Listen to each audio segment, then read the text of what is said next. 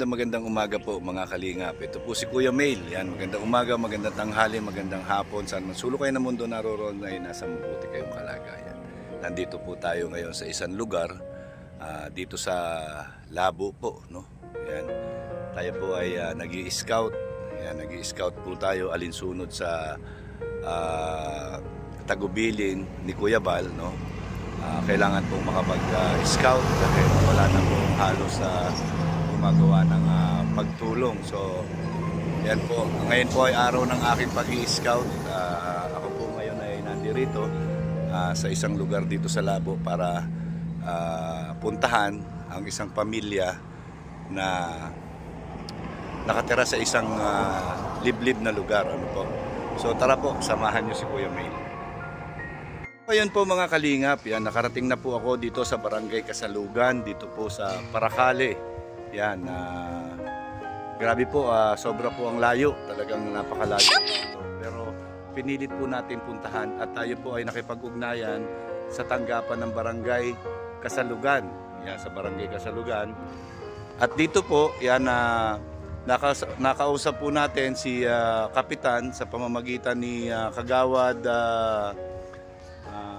Edison Dasco, yan, para dito sa ating sinangguni sa kanila na pupuntahan natin at tutulungan natin. So maraming salamat po kay Chairman Denver Susara, no? Kay Chairman Denver Susara, maraming salamat po sa inyo sa pamumuno po ni Bal Santos Matubang, Team Kalingap. Kami po ay nagpapasalamat sa inyong pakikipag-ugnayan po sa amin para matulungan ang isa ninyong constituent dito po sa Barangay Kasalugan. At siyempre kay Kagawad Edison Dasco, no? Siya pong kasama natin papunta doon sa lugar kung saan nandoon ang pamilya. So ayan po, kasama na natin si Kagawad Edison Dasco. Yan. Kagawad, maraming salamat. Okay lang ba sa iyo na sasamahan mo ako papunta doon sa beneficiary natin? Opo naman, oo, wala pong problema. Yan. Napaka accommodating tong mga namumuno dito sa Barangay Kasalugan, yan, lalo na po si Kagawad Edison Dasco at saka po yung Kagawad Bertanod on duty kanina. Anong pangalan nun, sir? Si Kuya Juan Bitana. Kuya Juan Bitana. Yan, shout out po sa iyo. So tara na po, puntahan na po natin. Yan, meron po tayong dalang groceries dito, may bigas yan. Yung bigas po, konti lang yung dala natin. Gawa ng motor po itong dala ko. So sa susunod po na pagpunta natin dito ay bibigyan po natin sila ng bigas. Yan mga kalingap. Ito po yung pamilya na tutulungan natin. Yan po sila. Yan, nakita po natin naglalakad. Yan po si Ate Beverly de los Santos. Ano po? Nakita natin yung mga anak niya kanina. Naghahakot ng tubig. Yan po. Susundan po natin yan papunta sa kanilang bahay. Yan.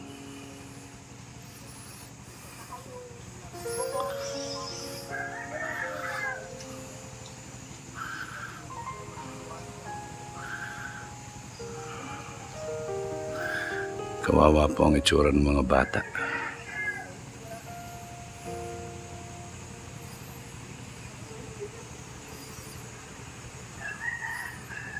Susundan po natin. So ayan po sila. Ayan, sinamahan natin. Ayan po. Dito po sila nakatira. Ayan, doon pa po sa unahan. Dito po sa maliblib na lugar. Ayan. Dito po yan sa Paracale. So, wala po silang mga tsinelas kung mapupunan ninyo. Grabe, sunod-sunod po yung mga bata. Yung pinakamaliit na bata, meron pa pong lagnat daw. Ayan. Grabe po, puro lang sila nakayapak.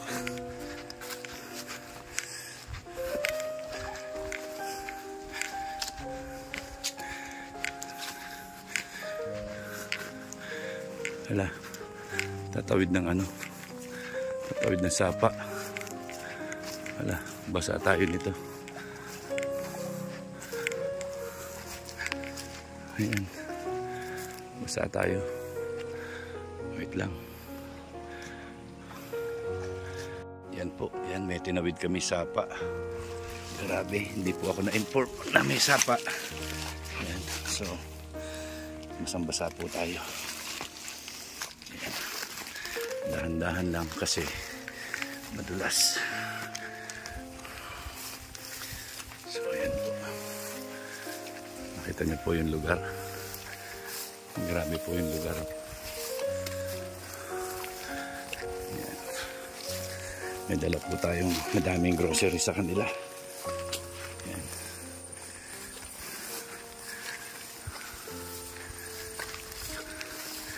Dito po ito sa Barangay Kasalugan, Purok 6, Paracale. Ayan, grabe. Nakatakot po, baka may ahas. Liblib na po ito.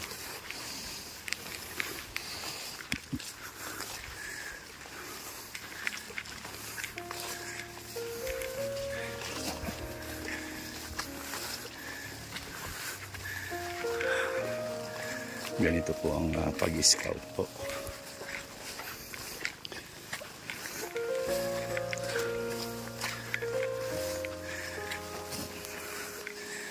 Yung nanay po ay si Beverly de los Santos po.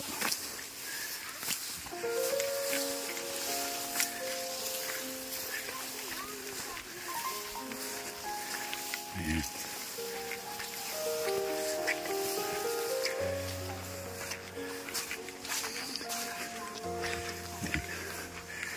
Para lang maabot natin itong nangangailangan ng tulong.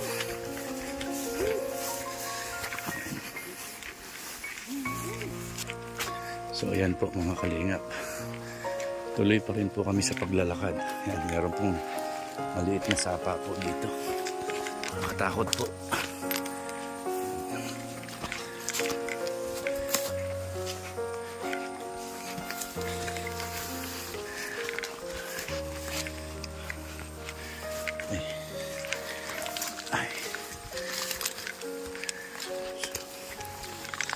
Nakita niyo po, hindi po biro ang pag-i-scout.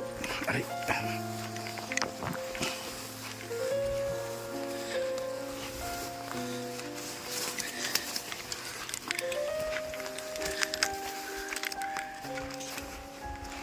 Ayan. Medyo malayo-layo na rin po yung nalakad namin. Liblib po talaga sila nakatira. Ayan, may aso. Ayan, may sapa na naman kami tatawirin.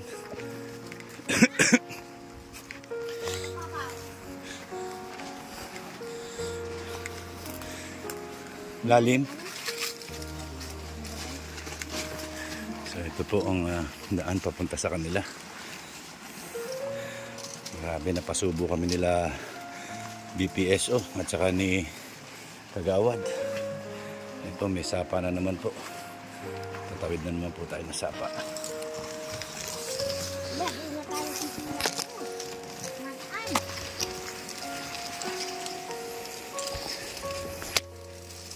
So, ayan po. Tatawid po ulit kami ng sapa. Ayan po. Pangalawang sapa po. Ayan. Dito po tayo. Ay, grabe.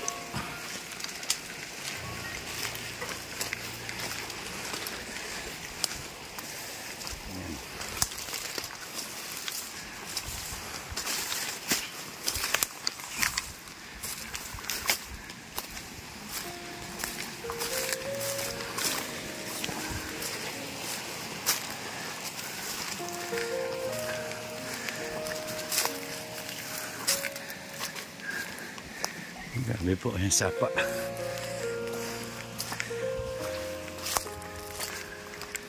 Kami nag-uuling.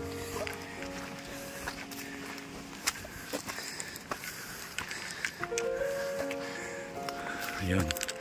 So, yan po mga kalingap. Yan po yung kanilang bahay. Yan, ito po yung kanilang bahay. Gandang hapon, te. Yan, pwede makituloy. Yan. Ay, grabe. Ito po, may dala akong konting pasalubong sa mga bata para may makain kayo, no? Ayan. Pumunta tayo. Kapagod. Yung bigas yun nasa labas. So meron naman kayong mga kaldero, yun meron naman. Ayan, kakapagsain kayo. So ito po yung kanilang tahanan. Bakit parang kulungan naman ito? Yun. Ano po kami dito? Wala ka, nagkuya kami doon sa kapatid ko, nahiya naman ako. Tapos nagsabi naman sa dyan matanda na, doon naman muna kayaan niyo kayo sa bahay ko. Okay. So yung ilaw nyo dito, ayan lang. Yan lang ang ilaw nyo. Ayan. So anong pangalan mo talaga? Beverly po. Beverly Los Santos. de Los Santos. Ilang taong ka na po? Kunya na pa po. Ma-40 na po. Ma-40 ka na. Yung asawa mo? Kunya na po to. Ha? 42. 42. Nasaan siya? Nagkikitrabaho lang po. Saan? Diyan, nakikitabas. Nakikitabas. So pag kami patabas, tatawagin lang siya, ganon. Siya po. Oo. Pero narinig ko kanina, yan daw anak mong bunso, may sakit. Siya po, may lagnat. May lagnat. Ano pinapainom mong gamot? Wala pa man po, hindi pa man kami nakapunta sa center. Hindi ka pa nakapunta center para humingi ng gamot. Siya po. Malayo-layo ang center dito. Malayo nga po. Yan. Ilan ang anak mo lahat? Anim po yan. 6. Mga ilang taon? Itong bunso mo, ilang taon? Ito po. Kunyang pa sana, ito po, 6 na buwan. Ha? 6 na buwan. 6 na buwan. Tapos ang sumunod, Ito po, 4 na. 4 na taon. Ito, Pa-6 na po yan. 6 years old. Itong isa, Kunya na po yan. ha? 10 na. 10. O kulang yan. 4 na. May 2 pa. Nagparalayas naman sa dalawa. Nagparalayas. Anong pangalan mo, Ne? Anong pangalan mo? Mayain. Mayayain. Ikaw, anong pangalan mo? Bebelen po. Ha? Bebelen. Bebelin. Ilang taon ka na? Soto po. 10? Alan? 10? 10 years, 6 years old, di ba? 6 years old. Nag-aaral ka? Hindi pa po. Hindi ka. Malayo. Hindi makapag-aral dahil oo nga eh. Yung lalakarin nila eh. Kaya nga. Saka delikado yung lalakarin nila. Siya po. Yan. Ikaw, ano pangalan mo? Ha? Ha? Dinki po. Jinky. Ilang taong ka na? 10 pa lang po ako. 10? Nag-aaral ka? Opo. Siya nag-aaral. Siya po. Hindi ka ba nahihirapan pag pumapasok ka doon sa dinaanan natin? Ako nahirapan. Ha? Sanay ka na? Ha? Paano pagkagabi? Hindi ka naliligaw? Hindi, pero nakakatakot yung dinaanan natin, ha? Pero kasama mo po ang magulang niyo. Lagi kayong magkakasama? Ayun po, hinahatid ko po ta. Wala mang kasama. Oo nga. Na, natakot na ako masuluhin sila dyan sa daan. Naglalakad pa. Oo nga. So ayan po, ayan. Ganito lang po yung damit nila. Yan, may kulambo. Yan, wala silang banig. May banig kayo? Wala po, lang, Kumot lang. Sinasapin nyo lang yung kumot. Tapos, yung sa loob. Ay, sino natutulog dito sa loob? Sila man po. Sila? Yan. Baka kinukulong mo sila dyan para hindi makalabas. Hindi man po. Hindi. Ayan, kasi parang parang selda eh. Oh. Kaya nga. Wala sila sa pen. Silang 6 dyan natutulog. Hindi mo lang sila. Yan lang, malalaki ang natutulog. So, ayan, grabe. Ito po yung buhay nila dito. No? So, shout out po kay Melanie Camino. Yan, nakita po natin sa kanyang channel sa Facebook itong pinanawagan niya na kung sino man po yung pwedeng makatulong sa kanila, no, kahit papano. Si Kuya Mel po ay tumalima doon sa panawagan ni Melanie, no. Si Kuya Mel po ako, Team Kalingap, under po ni Bal Santos Matubang, ano po. So kahit na ganito kahirap ang pagpunta sa kanila, nagtiyaga po tayo na makita sila dahil sa nakita ko sa video, talaga naman po nakakaawa itong mga bata na ito. Kaya agad-agad po akong tumugon. Yan, agad-agad akong tumugon sa hinanap ko po talaga kung saan barangay. Yan, nakipag-ugnayan tayo sa barangay hall kay Chairman Denver Susara. Kay Chairman Denver Susara at naman po tayo, pinayagan naman po tayo, nangingi tayo ng permiso at saka si Kagawad Edison, si Kagawad Edison at saka si BPSO ano yan? Erlinda Bulan. Yan, salamat po, sinamahan nila tayo. Yan po si yan, araw-araw ba kumakain kayo ng kanin? Siya man. Ha? Ilang beses kayo nakakakain ng kanin sa isang araw? 3 beses na. 3 beses?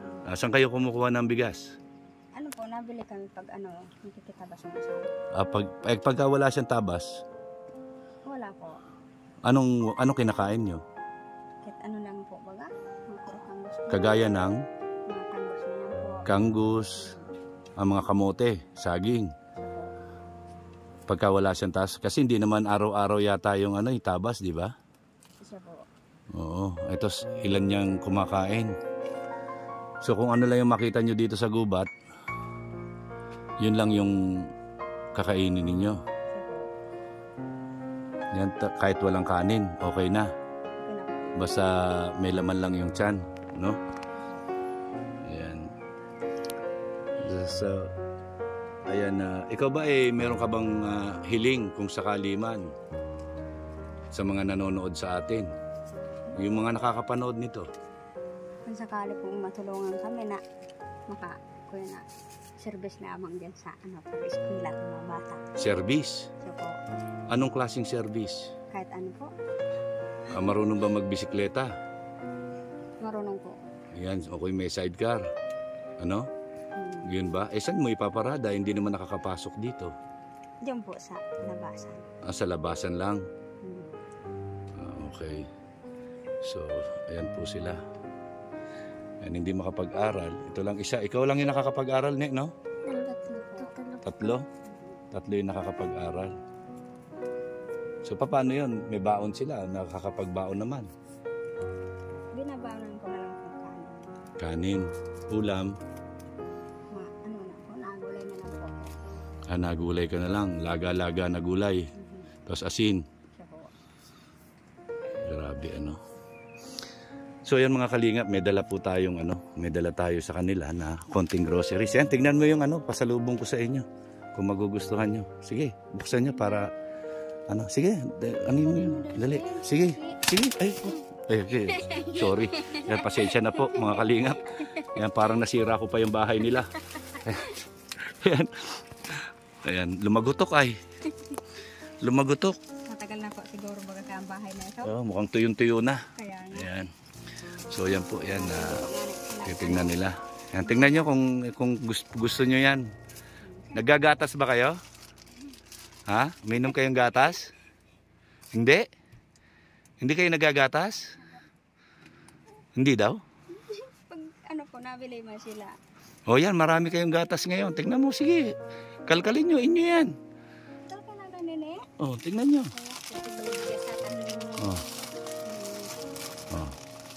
Tapos meron tayong bigas dito. Ayan Ayan ko, may bigas naman ulit sa kanila. 10 kilos. Ayan. Ayan, gusto nyo ba yan? Ha? Gusto nyo yan? Dito ka. Tayo ka dyan. Ayan. So, ayan po yung pinamili natin sa kanila. So, ayan, nakamotor lang po kasi tayo. May Carno Norte, may sardinas, ayan, may gatas, may noodles, may mga biskwit, may mga mamon, may kape, may gatas, meron tayong binili sa bakery kanina para meron silang merienda ngayon. Pagkatapos meron silang bigas, may kape rin. So, ayan po sa konting tulong po. Sana kahit pa paano makakaraos sila dyan. At sa pagbabalik natin, alam na natin kung ano yung dadalhin natin sa kanila. So, ayan, Beverly. Yan, Ano masasabi mo sa dala natin? Pasalamat din po ako na nakakuha kami kayo. Ayan okay ba sa iyo yung ganyan? Okay na lang. Okay po yan. Okay sa inyo yan. Kahit na mga ilang araw makakasurvive na kayo dyan, di ba? Siya po. Oo. Antayin mo na lang yung pagbabalik namin. Yung pagbabalik ko pala. Malay mo, pagkatapos itong vlog natin, merong mga tumulong sa atin. So, ayan. Nagtawa nga ako sa vlog kay Ate Melanie sa kanya. Tinatanong kung ano nga yung kahilingan mo o damit mo yung ano nga yung gusto mo. Sino yun siya? Siya. Ano ba yung kahilingan mo daw? Ano yung kahilingan mo? Gusto ko po cellphone po. Magka-cellphone? Aanin mo yung cellphone. Tawagan po kung walang pasok. Ano no? Tawagan daw po magtawag sa maestra. Malaman nila kung walang pasok. Alam mo, sa edad mo hindi pa pwede ang cellphone. Bakit? Hindi ka makakapag-aral mabuti. Tapos poproblemahin mo load. Kung wala kang load, hindi ka rin makaka-cellphone, baliwala yung cellphone mo. Sabi ko nga, bakit ako ano gusto mong cellphone? Paraan niya mama, malaman natin na walang pasok. Hindi lang yun, maraming paraan para malaman mo kung walang pasok. Isa sa pinakamadaling paraan yon, pero hindi pa required sa'yo yung magka-cellphone. Ayan. So, ayan, nagustuhan nyo ba yan? Yan, kainin nyo yung cookies. Meron ng cookies dyan, merong cupcake, yan, merong biscuit. Pwede kayo mag-init ng tubig. Yan, ayan, oh. Ito. Ayan. Pwede kayo mag-init ng tubig ninyo. Sa bayan po. Sa bayan. Mura-mura po sa bayan. Kahit nakakuha ko 1,000, doon ko na lang ang bibili. Mura-mura po dito ka mabili. Mahal. So paano yan? Kailangan ng gamot ng anak mo? Paano sino pupunta ng sentro niyan para kumuha ng gamot sa anak mo? Ano po? Napunta po kami pag may... Lahat kayo pumupunta? Hindi man po. Ako lang. Ikaw lang, tsaka ito maliit. Paano? Makakapunta ka ba ngayon? Hapon na siguro po. Ha? Anong oras na ba? Hapon na 2:00 na Kaya bukas ko na lang dadalhin. Paano nilalagyan at wala siyang gamot ng... Saan nakakabili ng gamot dito? Hindi man po. Sa bayan talaga mabiling gamot yung pambata. Sa bayan? So, anuhan natin titingnan ko kung anong paraan magagawa para nandito kasama natin ang barangay. Diba? Yan pwede tayong humingi ng tulong sa kanila. So, ngayon, may pera ka ba dyan? Wala po, naubos na. Kasi wala akong panggasolina. Mangungutang sana ako sa 50 pesos. Meron ka ba dyan? Dinanodan na sa bangko. Meron? Nasaan yung 50 pesos? Pahiram akong pang-utang ako 50 pesos na umubusan akong gasolina.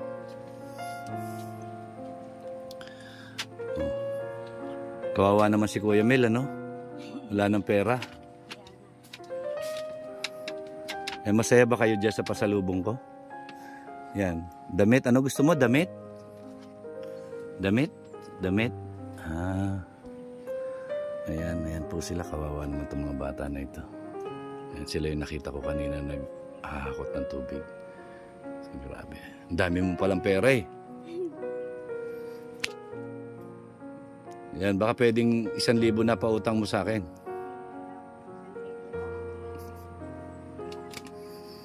Yan po, papautangin ako ni Beverly ng 50 pesos para pang gasolina ko. Wala akong pang gasolina. Yan. Oh, ang daming pera oh. Oh. Saan? Magkano pa pera mo dyan? Oh, ang dami. Umabot ba? Abot ba? Ha? Kulang na? Magkano yan? Kulang pong 5 sa 100. Kulang ng 5 sa 100. Ang dami mo palang pera eh. Ayan. Halika dito, lumabas ka dyan. Ang ganda naman ng pintuan nyo. Natutuwa ako dito sa bahay nyo. Kita lahat ay. Ayan. basa pa kang. Oh, basa pa. Oh, saan galing yung pera na yan? Diyan po paglaban namin kanina, nahulog. Ah, naglalaba kayo? May bayad? Hindi po. Ano? Kaninong damit yun? Nilaban nyo? Oo, Ka- nilaban. Kaninong damit yun nilaban nyo? Sa kanila po. Ah, sa kanila. Yan. So, binibiro lang kita na nangungutang ako siya. Kawawa naman. Kawawa yung baby. So, yan. Sana mabilihan siya. Mabilihan. Kagawad. Kagawad. May paraan ba tayo dito sa gamot nitong bata? Sa bayan? Merong magdadala dito? Siguro papabangan doon sa bata mamaya. O sa bata, tos sa tanod? Doon sa kapatid. O kaya doon ibigay sa kapatid para madala dito sa kanila. So, ayan. Ano bang gamot yung pinaiinom mo dyan, Beverly? Dito ka, Beverly. Iinom mo ka, baby. Tempra? Paracetamol? O tempra palagay ko, tempra. No, kasi wala pong ano ngayon, wala pong tawag dito, health center ngayon. Ano yan?